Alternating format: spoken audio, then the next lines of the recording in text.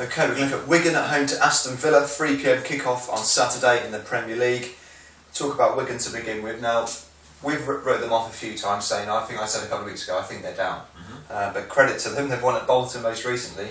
They are bottom of the table, but only 2 points adrift of safety, so they are still very much in touch. And they've got a big run of games coming up as well. Obviously, Villa at home this weekend, then they've got Swansea at home, Norwich away, and then West Brom at home. So, some big games at DW Stadium, starting with this one this weekend.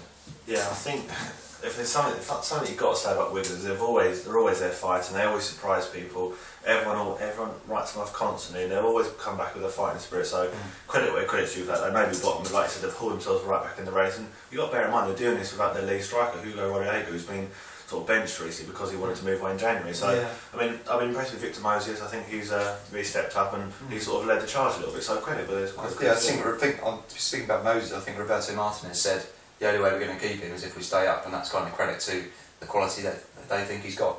Yeah, definitely. He's a young player. It's obviously a lot to put on a young man's shoulders to lead a relegation charge, but hey, he's shown himself got some quality. So who knows where they might end up this season.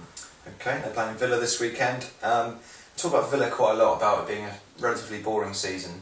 Frustrating has been the word used quite a lot. But after the 3-2 win at Wolves, where Robbie Keane bagged a couple, and you kind of thought, actually, is this where they kick on? But no, is the short answer, because they've lost 2 of their last 3, drew the other, which I think was a home game. They're only 7 points above safety. Now they've got to be really careful, because there's a stage where it's frustrating and annoying.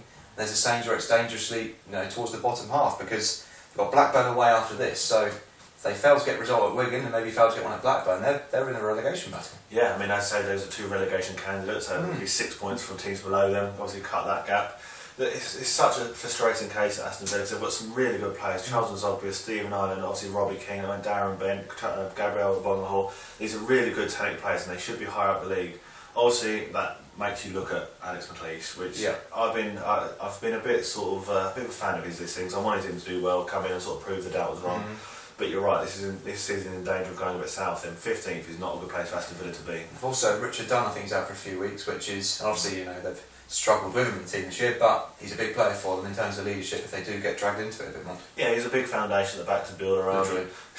Yeah, and he's been there throughout the thick and thin. He was there when they were finishing 6th for a couple of seasons in a row under Martin O'Neill, and it's unbelievable to think that was only a couple of seasons ago, really, isn't it? To see him in 15th place with so many good players. And I will say, was it last week, Charles Nzogby came out and said he's unhappy playing football, and there's just signs of dissent in the ranks. So just very good. You mentioned Martin O'Neill. Do you reckon if he took over at Villa now, they'd shoot up by Sunderland? I think they would. I think they would. And they've got the quality, as I said, they've got so much quality, especially going forward. At the back, they've got good players as well. So throughout the team, Shea giving a goal is such a good goalkeeper. So to see him down that low is a real shame, it must be said.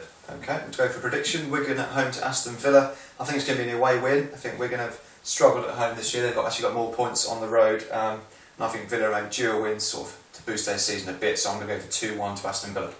I think it's going to be a real close game. And like you said, Wigan, I mean, their fans at home not exactly famed for turning out in their numbers, are they? So yeah, I'll go for a Villa win as well. I'll go for a 1-0 Aston Villa win.